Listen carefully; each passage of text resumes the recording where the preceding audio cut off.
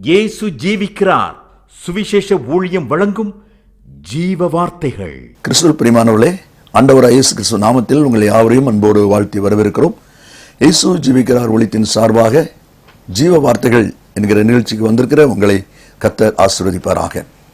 ஒவ்வொரு வாரம் இதே நேரத்தில் இந்த நிகழ்ச்சியை பார்க்கிற உங்களை கர்த்தர் ஆசீர்வதிப்பாராக. அநேகர் கேட்கும்படி செய்யுங்கள். தொடர்ந்து எங்களோடு நீங்கள் தொடர்பு கொள்ள விரும்பினால் எங்களுடைய வளர செடி பத்திரிகை தேவையானாலும், இந்த செய்தியை டிவிடிக்க உங்களுக்கு தேவையானாலும் எங்களோட தொடர்பு கொள்ளுங்கள். கர்த்தர் நம்மை ஆசீர்வதிப்பாராக. இந்த நாளிலும் உங்களுக்காக வேதாகமத்திலிருந்து ஒரு பகுதியை வாசிக்கிறேன். ஜெபத்துடன் கேளுங்கள். நியாயாதிபதிகளின் புஸ்தகம் 16ஆம் அதிகாரம் 22வது வசனம். சிம்சோனின் தலைமயிர் சிரைக்கப்பட்ட பின்பு திரும்பவும் முளைக்க தொடங்கிற்று. சிம்சோனுடைய தலைமயிர் திரும்பவும் முளைக்க தொடங்கிற்று.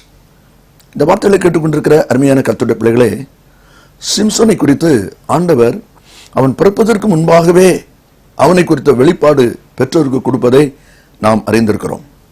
அப்படிப்பட்ட தேவனால் தெரிந்து கொள்ளப்பட்ட ஒரு மகன் அவன். ஆனால் அவன் வாழ்க்கையில் ஏற்பட்ட பாவத்தின் நிமித்தம், வாழ்க்கையில் ஏற்பட்ட குறைவின் நிமித்தம் அவன் ஒரு வேதனைக்குள்ளாக தள்ளப்படுகிற நிலைமையை நாம் பார்க்கிறோம். அது நமக்கு தெரியாத காரியம் அல்ல. தன்னுடைய பாவத்தின் மிகுதினாலும் மீறுதலின் காரியங்களினாலும் அவன் தண்டனைக்கு நேராய் தள்ளப்படுகிறதை பார்க்கிறோம். கண்கள் பிடுங்கப்பட்டவனாக, முடிகள் சிரைக்கப்பட்டவனாக, மாவு ஆட்டக்கூடிய நிலைமையிலே சத்துருக்களாகிய பெலிஸ்தருடைய கையிலே அவன் சிக்கிக் கொள்கிறதை நாம் பார்க்கிறோம். இப்படிப்பட்ட வேதனையின் அனுபவத்தில் சிக்கிக்கொண்ட அவனுடைய வாழ்க்கையிலையும் ஒரு மறுமலர்ச்சி உண்டாக ஆரம்பித்தது. ஒருவேளை அவன் தவறு செய்த ஒரு மனிதன்தான், பாவம் செய்த ஒரு மனிதன்தான். ஆனாலும் அவனை குறித்த ஒரு தேவனுடைய திட்டம் இருந்தபடியினால், அவனுக்குள்ளும் ஒரு தேவனுடைய திட்டம் செயல்பட்டபடியினால் அது செயல்பட ஆரம்பிக்கிறது. என்ன? அவனுடைய தலைமயிர் முளைக்க தொடங்கிற்று. நன்றாய் கவனிங்கள்.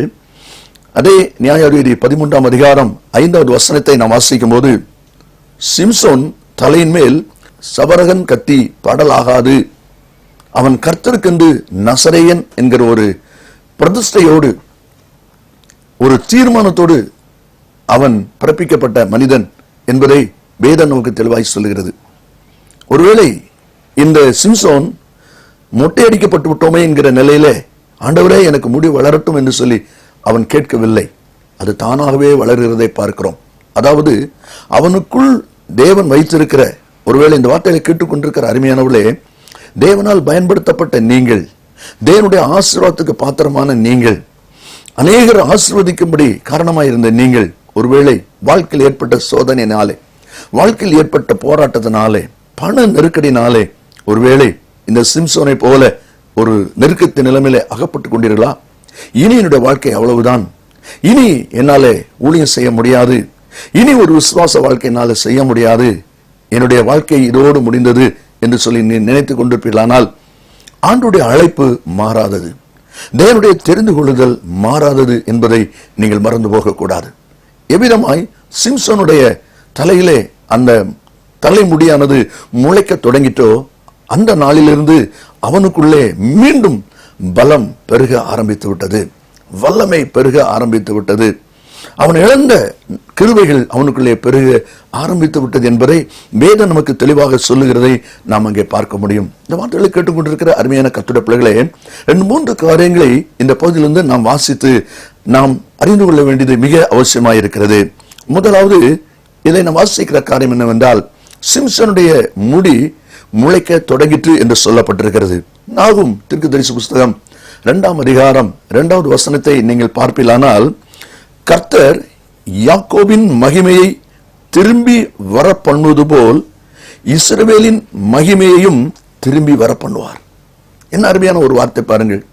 யாக்கோபின் மகிமையை திரும்பி வர பண்ணுவது போல் இஸ்ரவேலின் மகிமையும் திரும்பி வர பண்ணுவார் என்று சொல்லி அந்த வார்த்தை சொல்வதை நாம் அங்கே பார்க்கிறோம். இந்த வார்த்தையை கேட்டுக்கொண்டிருக்கிற அருமையான கர்த்தருடைய பிள்ளைகளே, சற்று யோசித்து பாருங்கள்.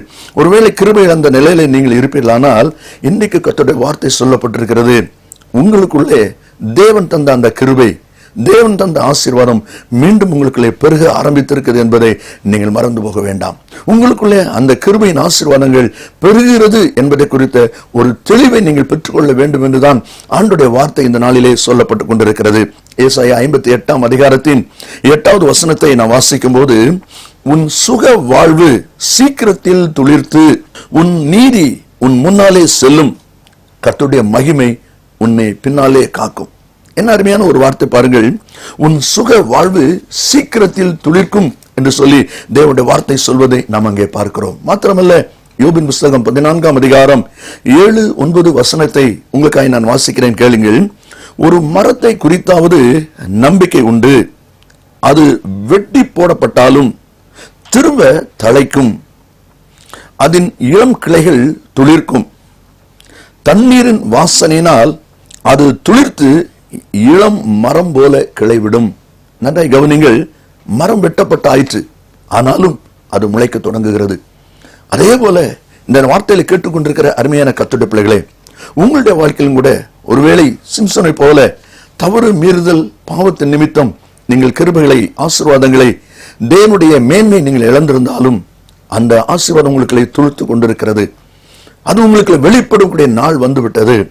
அது உங்களுக்குள்ளே செயலாற்றக்கூடிய சமயம் நெருங்கி கொண்டிருக்கிறது என்பதை நீங்கள் மறந்து போக வேண்டாம். அதைதான் இந்த வார்த்தையில நாம் வாசிக்கிறோம். அது மாத்திரமல்ல, இரண்டாவது ஒரு காரியத்தை நான் உங்களுக்கு சொல்ல விரும்புகிறேன். என்னவென்று சொன்னால், அவனுடைய 7 ஜடை சிரைக்கப்பட்டது என்று சொன்னால் வழுக்கை நிலைமையில் அவன் இருந்திருப்பான் இல்லையா? அந்த வழுக்கை நிலை என்பது என்ன? ஒரு அவமானமான சின்னம், ஒரு வேதனையின் அனுபவம். முடி துளிர்க்க தழைக்க ஆரம்பிக்கிறது சொன்னால் அந்த வழுக்கையா இருக்கிற நிலை மாறுகிறது. அப்படியானால் அவமானத்தின் நிலை மாறுகிறது. கர்த்தரே அதை மாற்றிக் கொண்டிருக்கிறார். வேதத்தில் நாம் வாசிக்கும் போது ரோமர் நிருபம் 13 அதிகாரம் 12வது வசனத்தை நீங்கள் வாசிப்பீர்களானால், இரவு சென்று போயிற்று, பகல் சமீபமாயிற்று. இரவு சென்று போயிற்று, உங்கள் துக்க நாட்கள் சென்று போயிற்று, பகல் நெருங்கி கொண்டிருக்கிறது. எனக்கும் ஒரு விடியற்காலம் உண்டா? என் உள்ளத்தில் இனி ஒரு மாற்றத்தை நான் பார்க்க முடியுமா? என்னுடைய வாழ்க்கையில் இனி ஒரு மேன்மையை நான் பார்க்க முடியுமா? என் தொழிலிலே இனி ஒரு விருத்தியை நான் பார்க்க முடியுமா? எனக்கு கிடைத்த அற்புதமான நன்மையை நானே நஷ்டப்படுத்தி விட்டேன் என்று சொல்லி ஏங்கிக் கொண்டிருக்கிற சகோதரா, ஏங்கிக் கொண்டிருக்கிற சகோதரியே, உன் வாழ்க்கையிலே அன்றைக்கு சிம்சனுக்கு முடி தொளித்தது போல உனக்குள்ளும் இரவு சென்று போகிற நாட்களும் பகல் சமீபமாக இருக்கிற நாட்களும் நெருங்கிக் கொண்டிருக்கிறது என்பதை நீ மறந்து போகாதே. உன்னை திட்டப்படுத்துவதற்காக, உன்னை தைரியப்படுத்துவதற்காக நீயும் இந்த சமுதாயத்தில் பிரகாசிக்க முடியும். நீயும் இந்த சமுதாயத்திலே கர்த்தருக்கு ஒரு மகிமையான ஒரு மேன்மையான சாட்சியை நிற்க முடியும் என்பதை கர்த்தர் அறிந்தபடியினால், உன்னிலே ஒரு நோக்கத்தை, உங்களிலே ஒரு திட்டத்தை தேவன் வைத்தபடியினால் அதை நிறைவேற்றுவதற்கு அவர் ஆயத்தமாகிவிட்டார். அதற்கு அடையாளம் தான் அந்த வழுக்கையான நிலை மாறுகிறது. காரணம், முடி துளிர்க்க ஆரம்பித்து விட்டது, கிருபை உங்களுக்கு பெருக ஆரம்பித்து விட்டது. அந்த ஆரம்ப நாளின் மகிமையின் ஆசீர்வாதம், நீங்கள் இழந்து போன நன்மைகள், இழந்து போன கிருபைகள் உங்களுக்கு மீண்டும் பெருக ஆரம்பித்திருக்கிறது. காரணம், தேவன் அழைத்த அழைப்பு மாறாது என்பதை நீங்கள் மறந்து போகாதீர்கள். ஒருவேளை உலகம் உங்களை ஒதுக்கலாம், ஜனங்கள் ஒதுக்கலாம், குடும்பம் உங்களை ஒதுக்கி தள்ளலாம். ஆனாலும் உங்களில் அன்பு கூர்ந்த தேவன், உங்களை அழைத்திருக்கிற தேவன், உங்களை தெரிந்து கொண்டிருக்கிற தேவன் மீண்டும் உங்களை உயிர்ப்பிக்கிற ஒரு ஆவியானவராக, உங்களை பலப்படுத்துகிற ஒரு கர்த்தராக இருக்கிறார் என்பதை நீங்கள் மறந்து போக வேண்டாம். ஏசாயாவின் புஸ்தகம் 61வது அதிகாரம் 7வது வசனத்தை நீங்கள் வாசிப்பீர்களானால் அங்கே சொல்லப்பட்டிருக்கிறது, உங்கள் வெட்கத்திற்கு பதிலாக இரண்டத்தனையாய் பலன் வரும். உங்கள் வெட்கத்திற்கு பதிலாக இரண்டத்தனையாய் பலன் வரும். அதைத்தான் தேவனுடைய வார்த்தை சொல்வதை நாம் அங்கே பார்க்கிறோம். இந்த வார்த்தைகளை கேட்டுக்கொண்டிருக்கிற அருமையான கர்த்தருடைய பிள்ளைகளே, நீங்களும் இனி சோர்ந்து போக வேண்டிய, மனம் தளர்ந்து போக வேண்டிய அவசியம் இல்லை. நீங்களும் எழும்புங்கள், எழும்பி பிரகாசி, உன் ஒளி வந்தது என்று சொல்ல வேதம் சொல்கிறதே, அதே போல நீங்கள் பிரகாசிக்கக்கூடிய நாட்கள், நீங்கள் எழும்பி செயல்படக்கூடிய நாட்கள் வந்துவிட்டது. இனியும் நீங்கள் சோர்ந்து போய் தளர்ந்து போய் ஆதி அன்பை இழந்த ஒரு நிலையில நீங்கள் பரிதாபத்துக்குரியவராக உங்களையே நீங்கள் நஷ்டப்படுத்திக் கொள்ள வேண்டாம். நீங்கள் பிரகாசிக்கக்கூடிய நாட்கள் நெருங்கி கொண்டிருக்கிறது என்பதை நீங்கள் மறந்து போக வேண்டாம். அதுதான் தேவனுடைய வார்த்தை சொல்கிறது. மூன்றாவதாக நாம் அதை பார்க்கும்போது, முடி என்பது மகிமையை குறிக்கும். வேதாகமத்திலே அதற்கு அநேக தேவனுடைய வார்த்தைகள் இருக்கிறதை நாம் பார்க்க முடியும். இந்த முடி என்பது மகிமையை குறிக்கும். 1982வது ஆண்டிலே ஆண்டவர் என்னை முழு நேர பணிக்கு அழைத்தார். அதுவரைக்கும் நான் ஹைஸ்கூலில் படிக்கும்போது, காலேஜில் படிக்கும்போது, வேலை செய்யும்போது பகுதிநேரமாக ஆண்டுடைய பணி செய்யும்படியான ஒரு பாக்கியத்தை தந்தார். அதற்காக தேவனை ஸ்தோத்திரிக்கிறேன். 82வது வருஷத்திலே ஆண்டவர் முழு நேர பணி செய்யும்படியாக எனக்கு அழைப்பு கொடுத்தார். ஆனாலும் என்னுடைய வீட்டில் உள்ள நெருக்கத்தினாலும், ஒருவேளை முழு நேர பணிக்கு வரும்பொழுது இன்னொருவரை சார்ந்து இன்னொருவரத்துல கையேந்தி நிற்க வேண்டிய நிலை வரக்கூடாது என்கிற ஒரு எண்ணத்தினாலும் வேலையும் செய்து கொண்டு ஆண்டுடைய பணியை செய்வோம் என்கிற ஒரு தீர்மானத்திலே நான் செயல்பட்டு கொண்டிருந்தேன். அப்பொழுது எனக்கு கொடுக்கப்பட்ட வேலை எந்த ஊர் என்று சொன்னால் முதலூர் என்று சொல்லி சாத்தாங்குளம் அருகில் இருக்கிறதே, தூத்துக்குடி மாவட்டத்தில், அந்த முதலூர்ல தான் நான் அவ்விதமான ஒரு வேலையில போய் சேர்ந்தேன். ஒரு 1.5-2 நாள் தான் அங்கே இருந்திருப்பேன். அதற்குள்ளாக எனக்குள்ளே ஒரு சமாதானம் போய்விட்டது. என் வாழ்க்கையில் அமைதி குழந்து விட்டது. எளிதான ஒரு வேலை, கடினமான வேலை கிடையாது. ஆனால் என்னால் அமைதலாக சமாதானமாக அங்கே இருக்க முடியவில்லை. இப்படிப்பட்ட பயங்கர ஒரு போராட்டம். திடீர்னு சொல்லி ஒரு நாள் ஒரு தரிசனத்தை கர்த்தர் என்னை காண்பித்தார். ஒரு கரடியோடு கூட நான் சண்டை போட்டுக் கொண்டிருக்கிறேன். பயங்கரமாய் கட்டி புரண்டு உருண்டு கொண்டு இருக்கிறோம். அது கடைசியிலே அந்த கரடி என்னோடு ஓடும்போது என்னுடைய முடி அப்படியே டோப்பா மாதிரி கழட்டி கொண்டு ஓடிவிட்டது. நான் இப்படி தடை பார்க்கிறேன், அப்படியே வழுக்கத்தலையா இருக்குது. ஆவியானவர் என்னோடு பேசினார். இன்னும் தொடர்ந்து இந்த இடத்துல நீ இருப்பாயானால் என்னுடைய மகிமை உன்னை விட்டு போய்விடும். இன்னும் தொடர்ந்து இந்த உலக பணியில நீ இருப்பாயானால் என் மகிமை உன்னை விட்டு போய்விடும் என்று சொல்லி கர்த்தர் என்னோடு பேசினார். உடனடியாக அந்த நாளில் தானே ரெசிக்னேஷன் லெட்டர் எழுதி அந்த பொறுப்பாளர் கையில கொடுத்து நான் ரிசைன் பண்ணுகிறேன் என்னுடைய வேலை என்று சொல்லி 82ஆம் வருடம் ஆகஸ்ட் 31ஆம் தேதி என்னுடைய வீட்டுக்கு வந்து விட்டேன். என்னை கேட்கிற அருமையான கர்த்தருடைய பிள்ளைகளை, முடி என்பது மகிமையை குறிக்கும். மகிமை இழந்து போன நிலையில இருக்கிற உங்களுக்கு மீண்டும் அந்த மகிமை உருவாகிறது என்பதை நீங்கள் மறந்து போக வேண்டாம். வேற என்ன சொல்லுகிற கவனிங்கள். மீகா தீர்க்கதரிசி புத்தகம் 4ஆம் அதிகாரம் 8ஆம் வசனத்திலே, மந்தையின் துருகமே, சீயோன் குமாரத்தியின் அரணே, முந்தின ஆளுகை உன்னிடத்தில் வரும்.